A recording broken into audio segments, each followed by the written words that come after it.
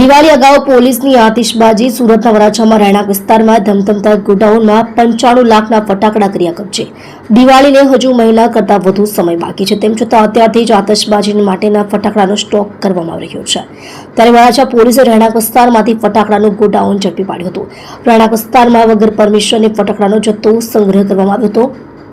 વરાછા પોલીસે બાતમીના આધારે રેડ કરી હતી અને રેડ દરમિયાન 95 લાખથી વધુના ફટાકડા કબજે કર્યા હતા। આ સાથે સમગ્ર ગોડાઉનને સીલ કરી દેવામાં આવ્યું હતું। આગની બનતી ઘટનાને પગલે પોલીસે કાર્યવાહી કરી હતી। ફટાકડાનું ગોડાઉન ચલાવતા ઈસમો પાસે કોઈ પરમિટ પણ ન હતી। હાલ તો પોલીસે 2 સગા ભાઈઓની ધરપકડ કરી છે, જ્યારે એક ભાઈને વોન્ટેડ જાહેર કર્યો છે। છૂટક ફટાકડાનો જથ્થો હતો।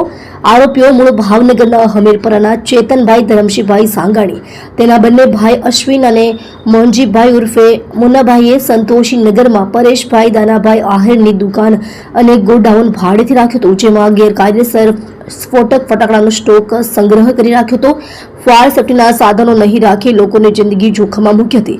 આ અંગે વરાછા પોલીસને બાતમી મળતા રેડ કરી હતી, જેમાં સ્ફોટક પદાર્થ, અલગ અલગ કંપનીના ફટાકડાના ખાખી કાર્ટૂન અને અલગ અલગ કંપનીના છૂટક ફટાકડા અંદાજે 95,17,000નો જથ્થો મળી આવ્યો હતો। આ દુકાન અને ગોડાઉનનું 75,000 રૂપિયા માસિક ભાડું ચૂકવવામાં આવતું હતું। તમે જોઈ રહ્યા છો SD ન્યૂઝ ચેનલ ફેઝર શેખની સાથે।